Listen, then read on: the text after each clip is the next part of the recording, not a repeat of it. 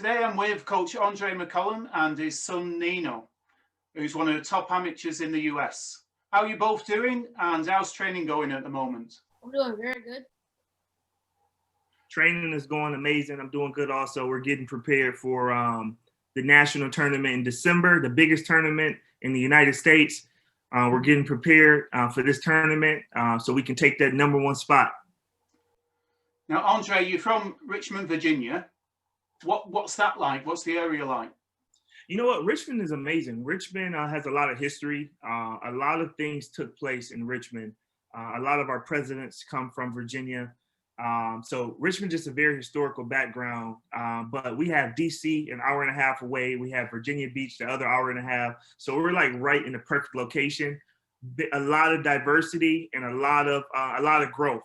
How old are you now, Nino? 12. 12. Well, you're looking at your trophies. You've won quite a lot already. When did you start boxing and why did you start?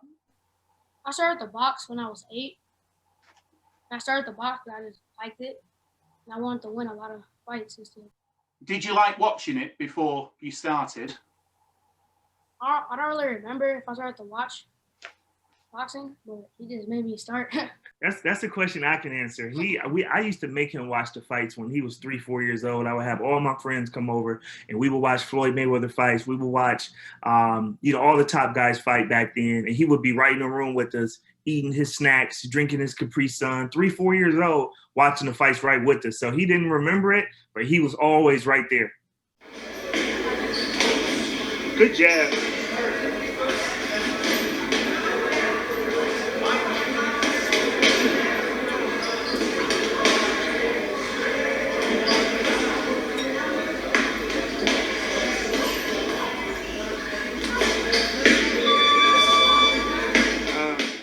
Now, you're Nino's coach, aren't you, Andre?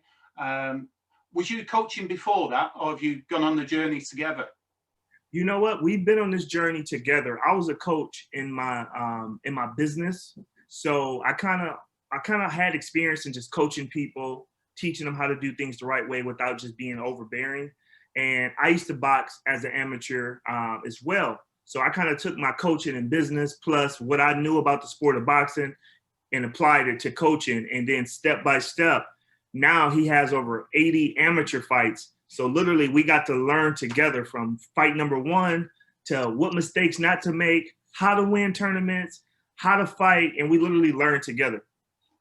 Now, my son boxed, but I didn't coach. I help out coaching, but I left that to other people. I wasn't brave enough like you. But what advice would you give to father and son teams? The pitfalls maybe.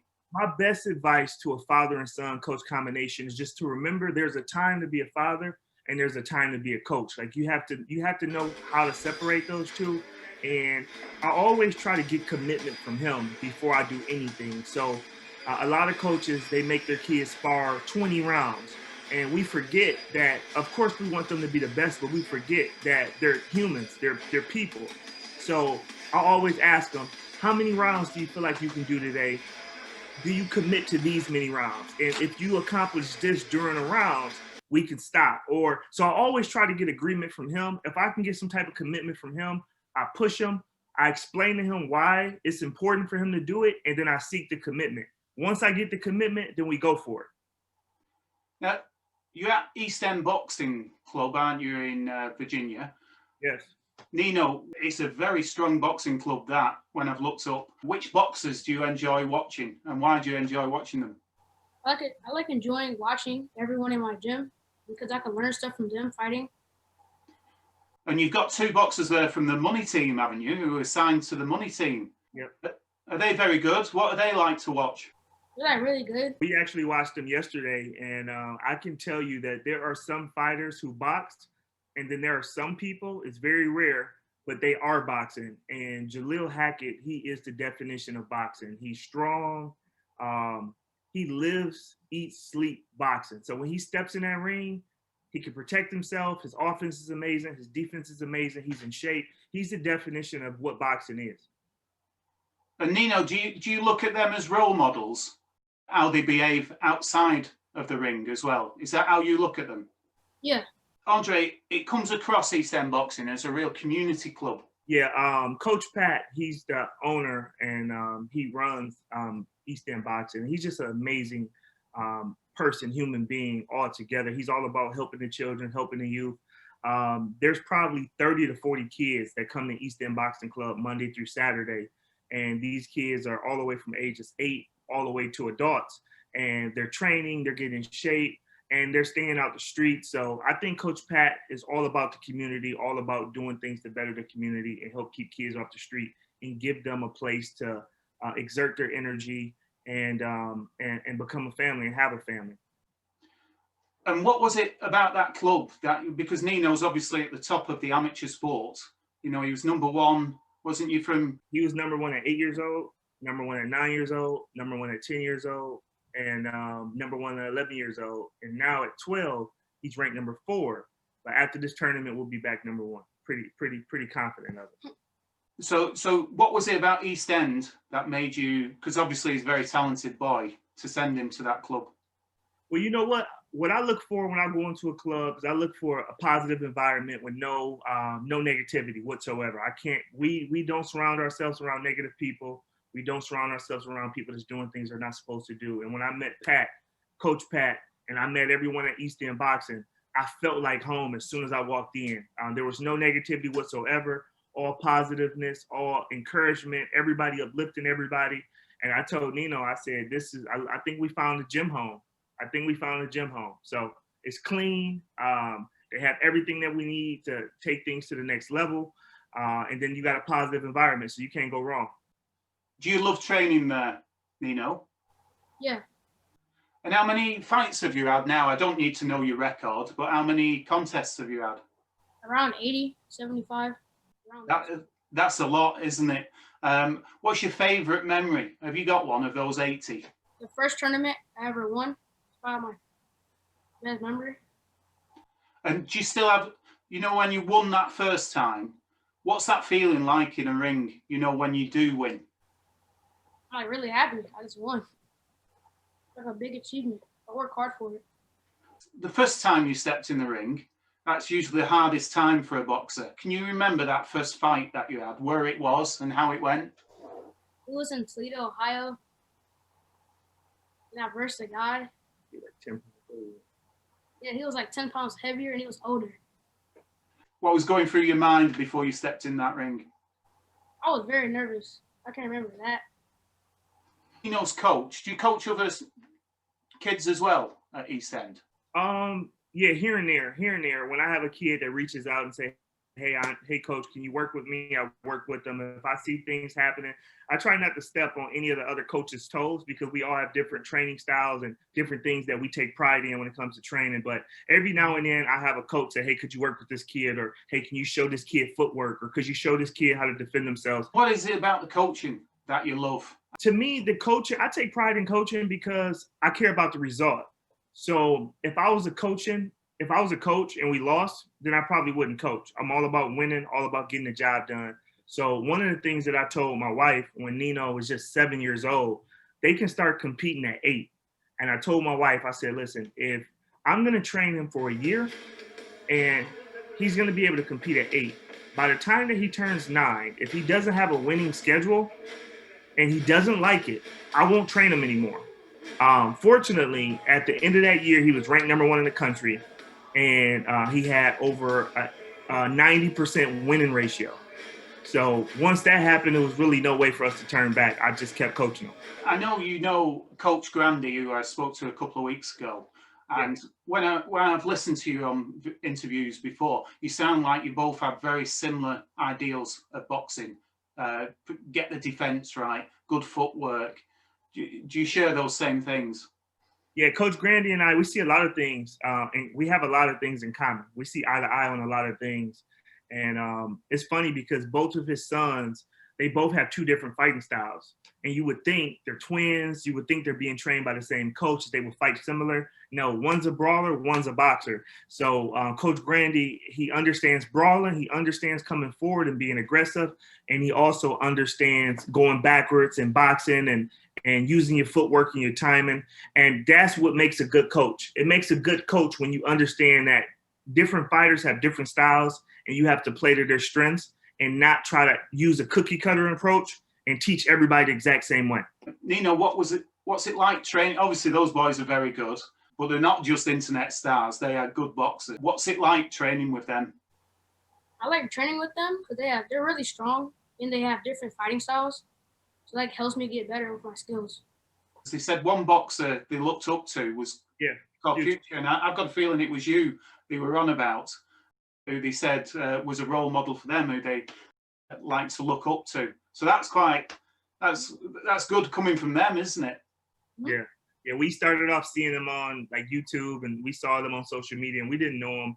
And once we started boxing, and you start running into everybody, especially if you're going to tournaments. So we met them, we saw eye to eye, clicked, and now occasionally we travel back and forth. Sometimes we hop in the car and go to Philadelphia and we spar them.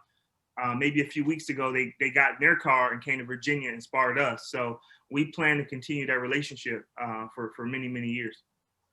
And are you like them? Do you travel all over America? Utah. I've been to a lot of places. Yeah, he's probably been to 12 different states. Yeah. He's been to Vegas. He fought in the Roy Jones tournament. We've been to Utah. We've been to Louisiana. We've been to Ohio. We've been to Texas. We've been to California. We've been to Missouri. We lived in Missouri, so we had tournaments in Missouri, Illinois. So when I was his age, I didn't even leave my city. Fortunately, through boxing, at just 12 years old, he's been to 12 or more different states. And where are the nationals this year? Do you fight them in the state first and then move on from that? These nationals are a little different. These nationals, everyone shows up in Louisiana, Shreveport, Louisiana, and they just get it on. So Nino will fight 4 days back to back to back to back. If he loses, we go home. But these tournaments, this is what we live for. This is what we train for. And we've seen the guys in this bracket this year. We've beat some of the guys in this bracket already this year, but we're not going to sleep on them. We're going to use it to our advantage and train harder and try to come out on top. American boxing seems to be growing again. It seems to be very strong. Is that the case? Yes. Yeah, I think right now you have a lot of good pros. No disrespect, a lot of great pros. But when you look at the 12, 13, 14-year-old kids that's coming up right now, you can just tell that these kids are going to be a different breed because they already have, like he's 12 and he got 80 fights. So by the time that he's 19, 20, he'll have 300 fights. And he'll have experience. And the beautiful thing about the people who have came before us, you learn from them. You learn good things and you learn things not to do. So all the greats that have came before us, Sugar Ray Leonard's, Muhammad Ali's, Floyd Mayweather's, Roy Jones Jr.'s, Tyson's, you say, okay, he was really good at this, but this was his weakness. So we're going to work on this too. And that's what we've been applying with the younger generation, making sure that not only can they box, but they can also come forward and they can fight. Not only do they have great offense, but they got great defense. Just making them whole fighters so that they don't get to the top and get beat, or get to the top and that be the last place that they make it to. Traveling around the country, it must be very expensive. Oh, it's very expensive.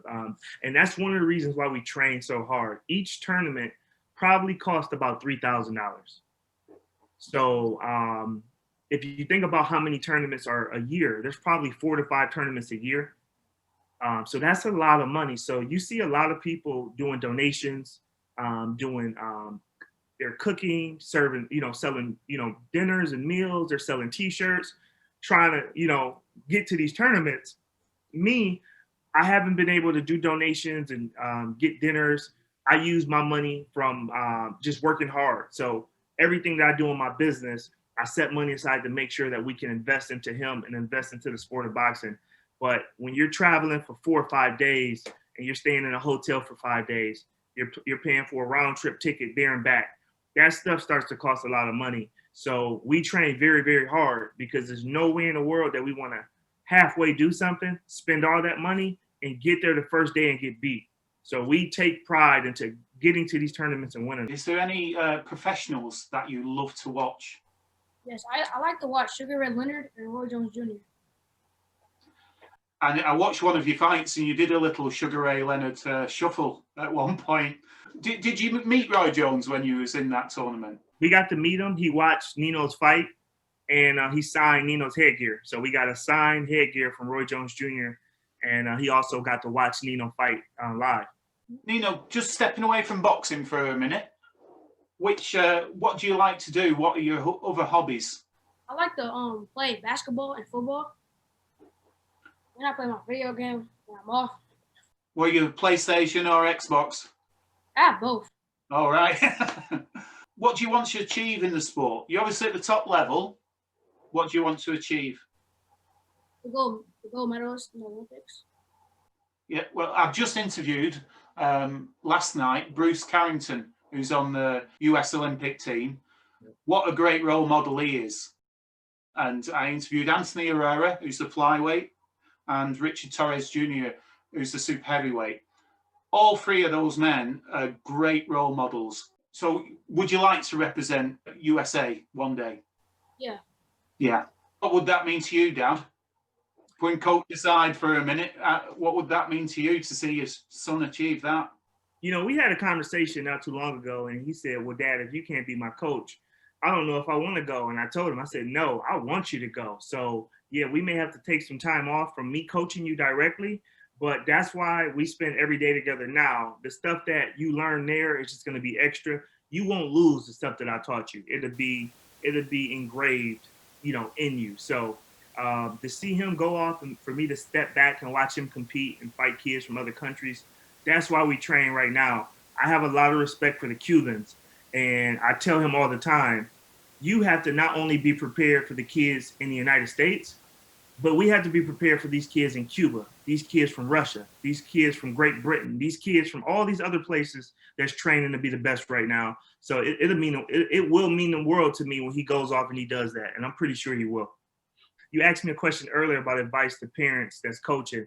That's when you got to separate from being the father and being the coach. You got to know when to separate it, because that's going to make your fighter better, believe it or not, because they're fighting different styles. There won't be no style. When they turn pro and they're ready to be professionals, there won't be no style out there that they haven't seen. And I'm sure you know that. So we got to us as fathers got to step back for a moment, take a break, and let them go ahead and learn. Why do you love the sport of boxing? I love the sport because it helps me be a better person. So I enjoy competing because I fight different people and I can use my skills. And you, Andre, what do you love about the sport? Well, I fell in love with boxing when I was 14, and it's just something about accomplishing things that's great, that's very hard to accomplish. Like the sport of boxing was ranked the most difficult sport there is. And for us to be able to get into the most difficult sport and achieve success, it tells you that we're disciplined, we're humble, we're learning. And for us to be great in this sport is something that's going to be very difficult. Right now, I watched the competition that's out there, and there are a lot of children that's his age that's really, really, really good. So it pushes us every single day. So when we go to these tournaments and we beat these kids from Texas, from California, from Vegas, and all around, it tells us that we must be doing something right. And I think that's what we do it for. I'd just like to say all the best, Nino, and you, Andre, with your coaching. Good luck with the national championships, and I hope you do well. And thanks for giving me your time. Thank you. Thank you. And thank you for doing what you're doing as far as interviewing us and learning about what we do and learning about us. It means a lot for your interest, and it means a lot for your support.